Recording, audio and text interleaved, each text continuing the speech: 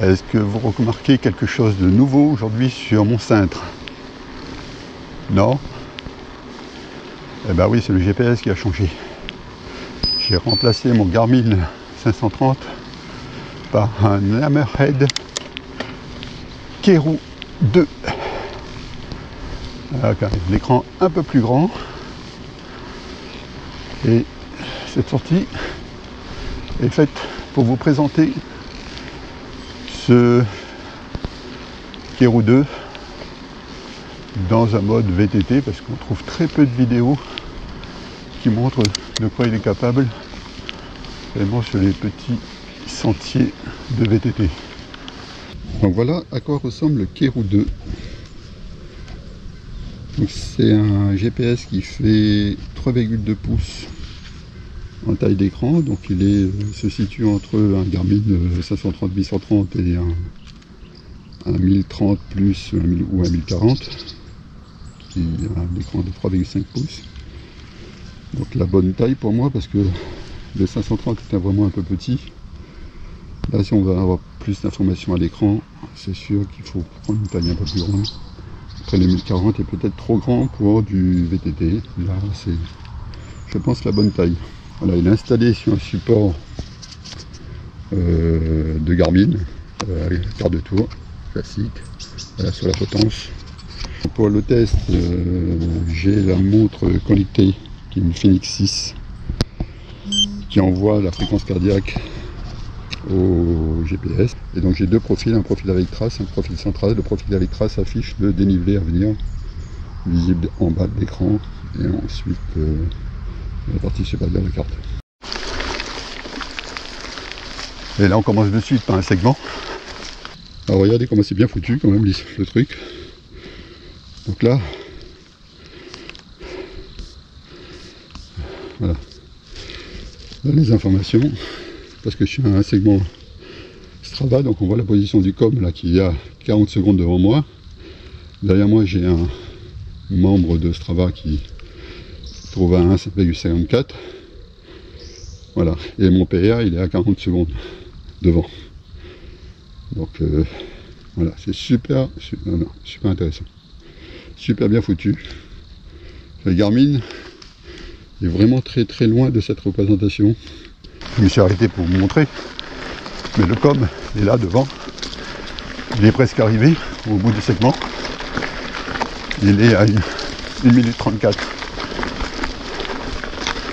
devant moi.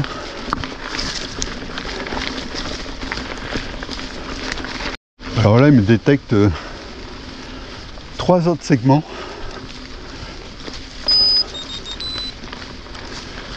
Je vais prendre celui-là.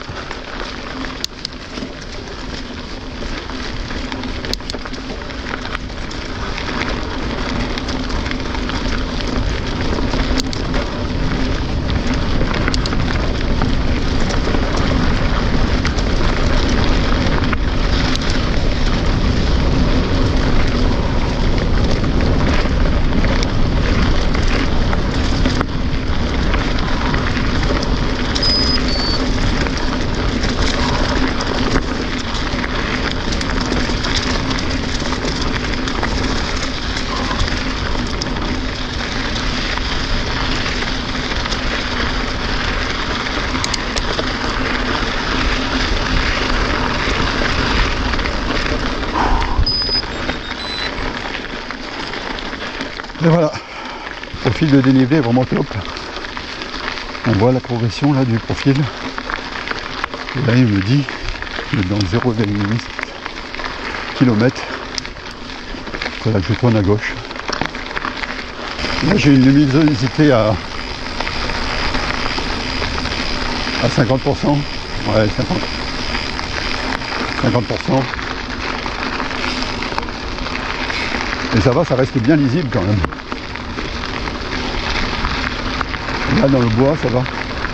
On verra en plein soleil après.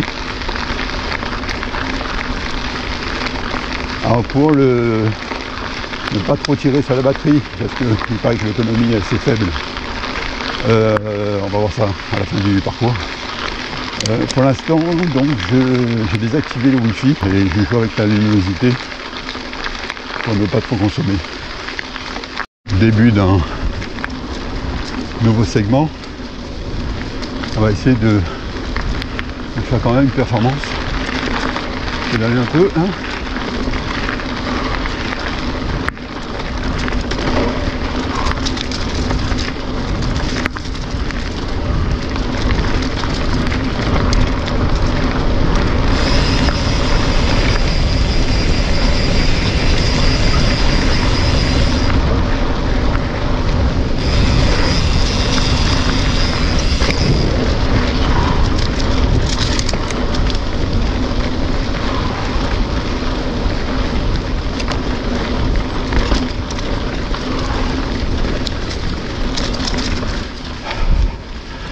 Ah, le PR est à 5 secondes. Je me fais distancer par moi-même.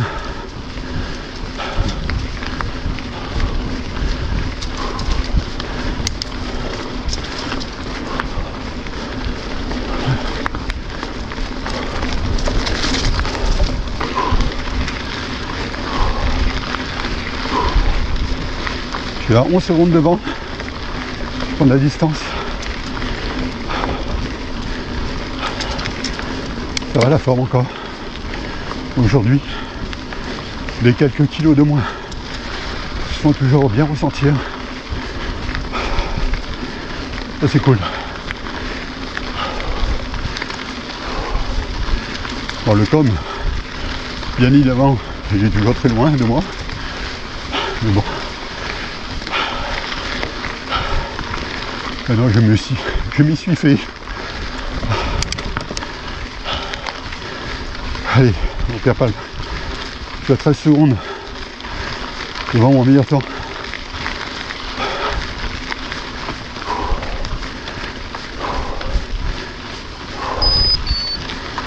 Je suis à 12 secondes devant.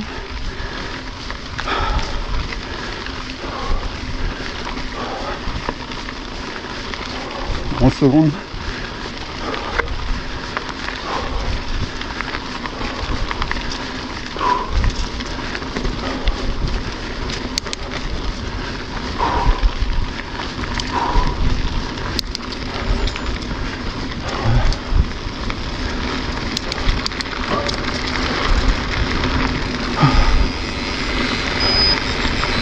Et voilà, j'ai un PR.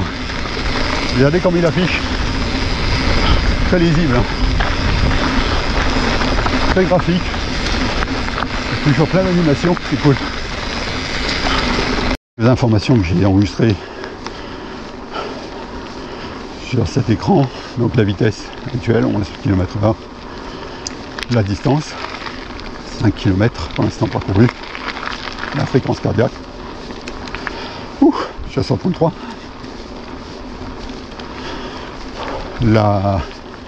Le D+ en 25. La vitesse moyenne 13,2 km/h.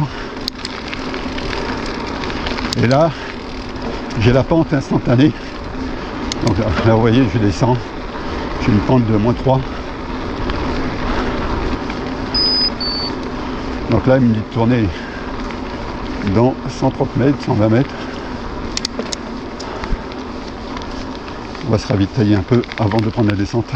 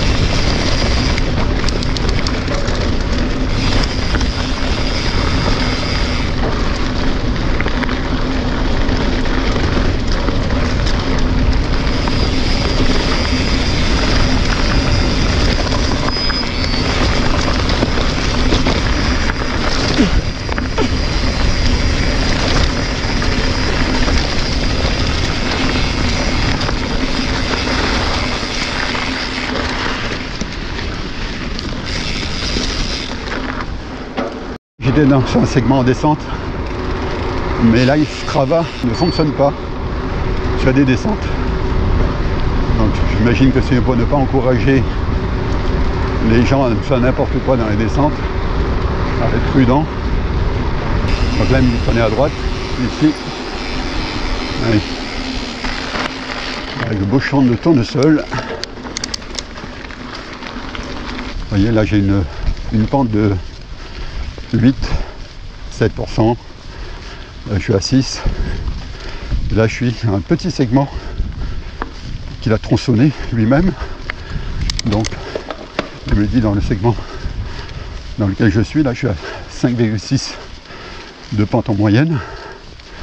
Bon là je suis à 9, 9,6 de pente, 10, 5, 11. Donc après le prochain segment, on va avoir une pente là de 6,8 en moyenne. Ensuite 6,5, 6,9 et 5,8.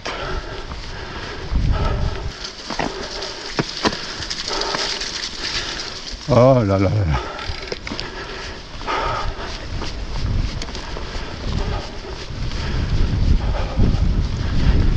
Voilà, là je suis dans une montée et à la fois je suis dans un segment. Donc je peux passer de l'un à l'autre. Bon là avec la boue et le tuyau d'arrosage, j'ai certainement pas fait une très bonne performance. Bon, je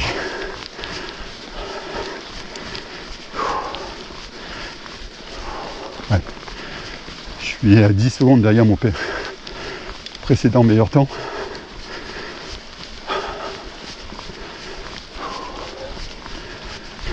Mon PR est à 7 secondes devant.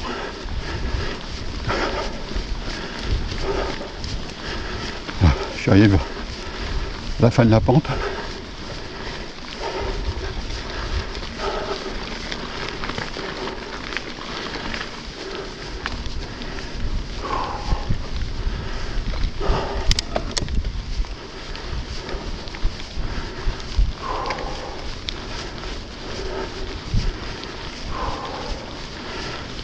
Ah, je suis passé devant là pour l'instant.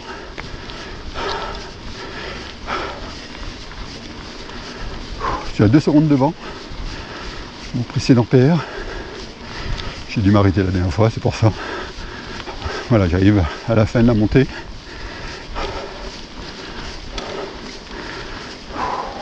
Voilà, la prochaine elle est dans 1,5 km.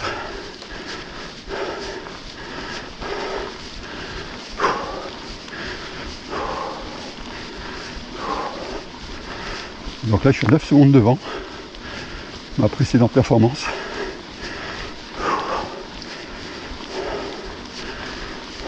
« 17 secondes et voilà un PR. Vous voyez, je viens de faire un PR à 5,50, 5,32, 18 secondes devant mon meilleur temps. Ah, c'est cool, hein, j'adore ça. Allez, on prend à gauche. Voilà, là il se met automatiquement en autopause. Vous voyez, ici. Donc là pour l'instant je suis à 13,1 km/h de moyenne toujours. J'ai 134 de pulsation, j'ai fait 8 km et je suis monté 186 mètres. Voilà. Si je vais avoir les prochaines montées, donc aller à 1,2 km et avec une pente moyenne de 4,4%, il a fait 700 mètres. Segment, là aussi on va essayer de faire un meilleur temps.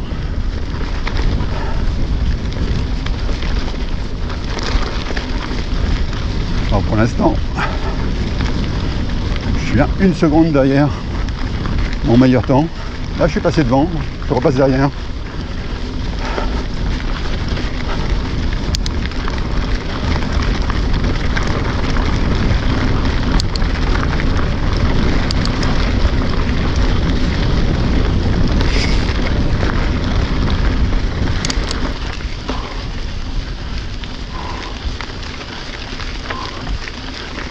Ouais, je passe derrière.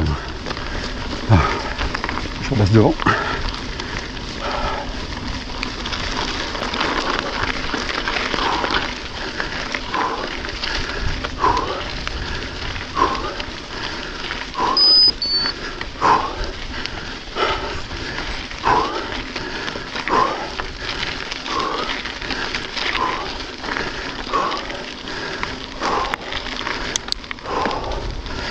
suis à 10 secondes devant mon précédent temps. Je suis à 2 secondes. Allez, 10 secondes.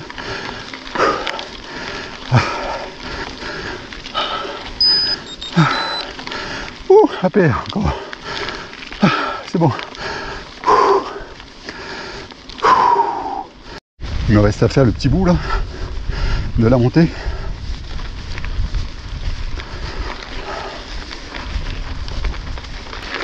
Voilà. La prochaine, elle est à 2 km. Et elle pique vraiment celle-là.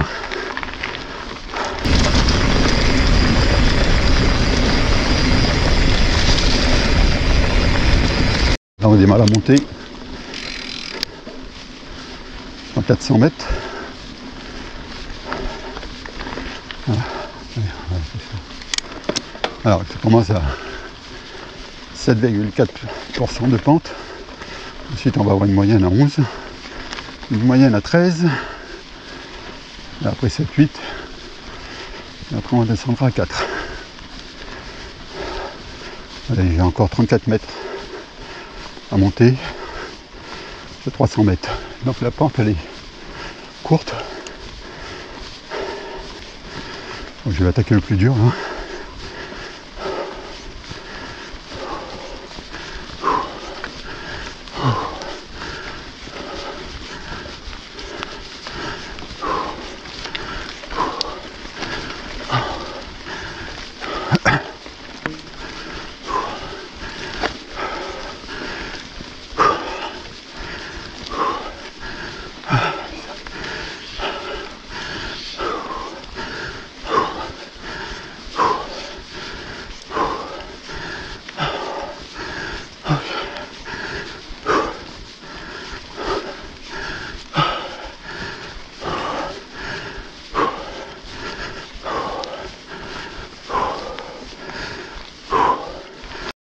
J'ai fait 12,9 km, 280 mètres de dénivelé positif et 13,2 km/h de moyenne.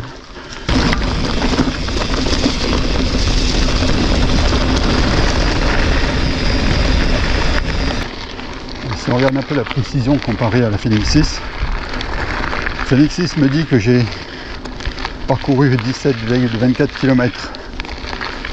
Le Kérou 2 me dit 17 km. Donc là on est quand même très très proche. Le dénivelé annoncé par la Phoenix 6, 310 mètres. Et celui annoncé par le Kérou 2, 305 mètres. Celui-là il est différent. C'est à moi qu'on puisse dire. Avec un écran vraiment magnifique. Et des fonctionnalités sympas. Qui peuvent même s'améliorer dans le temps, on verra. Parce qu'il y a apparemment pas mal de mises à jour qui sont faites toutes les 2 semaines, donc notamment la fonction climb qui n'existait pas à la sortie, est apparue en 2021. Donc ça c'était vraiment un gros plus. Alors pour l'instant je consomme environ 15% de la batterie en 1h15, 1h30. Voilà. Ça c'est mon premier retour sur l'autonomie. On verra un peu plus sur l'arrivée. Alors ce que je vais supprimer de suite, c'est les informations en termes de return. Ça, vous voyez ça? Ça masque l'écran pour rien, mais ça annonce des informations où ils disent en fait suivre la map. Donc aucun intérêt. Voilà. On attaque une montée de la déchetterie. Celle-là, elle tue sa race quand même, en termes de montée. Je vais vous afficher la pente et vous allez comprendre. Moi je mets le pied par terre parce que j'ai pas envie de me fatiguer.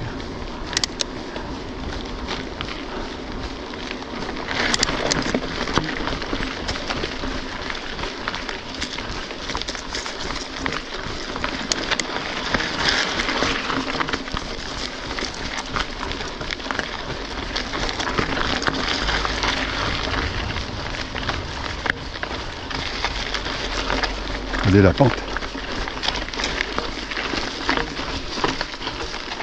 11, 12%, 13% de pente. Et c'est pas fini. Là je suis à 15%, 17%.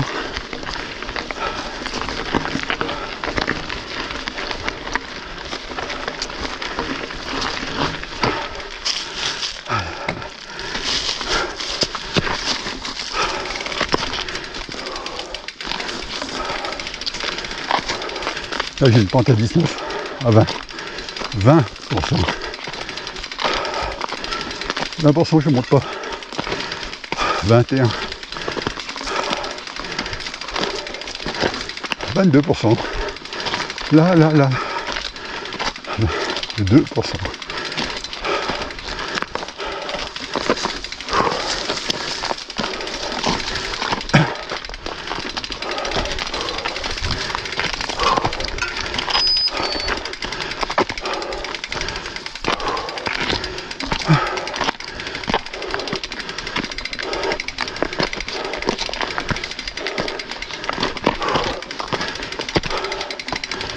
Je suis quand même devant mon meilleur temps précédent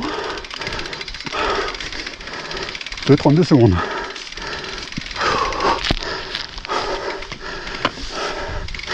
Allez, continue.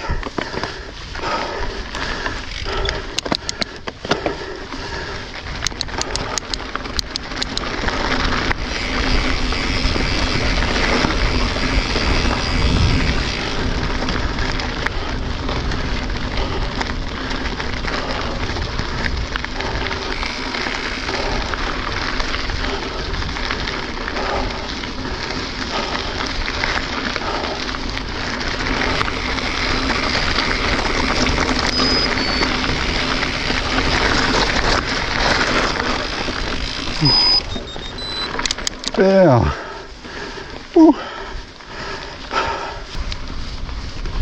C'est génial d'avoir l'écran splitté comme ça avec deux informations.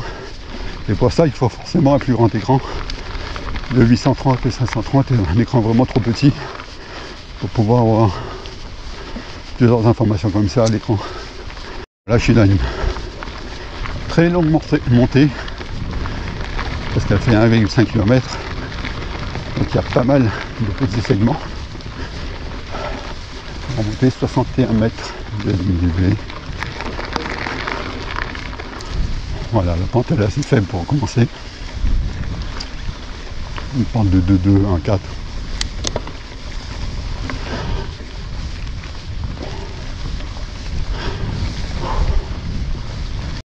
Bon, j'ai bientôt plus de batterie, donc je fais une petite conclusion maintenant. Donc c'est pas mal, hein. C'est beaucoup plus clair qu'avec le Garmin, ça c'est sûr. Il n'y a pas photo, vraiment les informations sont claires, visibles, les traces aussi. Même sur les parcours recalculés, ils affichent bien les dénivelés, là, les pentes qui ont été retrouvées sur le nouveau parcours.